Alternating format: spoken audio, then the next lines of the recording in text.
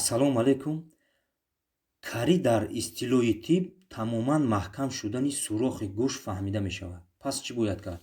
Мо ҳамагӣ 6 тавсияро пешниҳод мекунем ва дар охир чунин як тавсияе пешниҳод хоҳад шуд, ки муаллифи он ҳатто ин тавсияро ба нафароне ки модарзод чунин иллат доранд пешниҳод мекунад.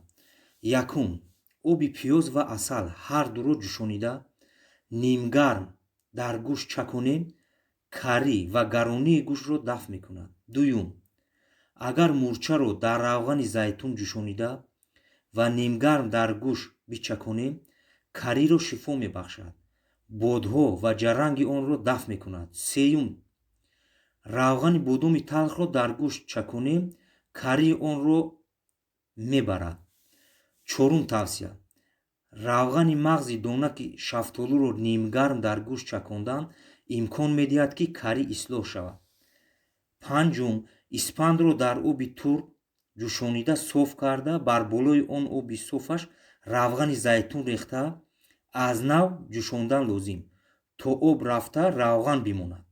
Он равғанро нимгарм дар гӯшт чаконем, карӣ, гаронии гӯшт ва садоҳои гӯштро дафт мекунад.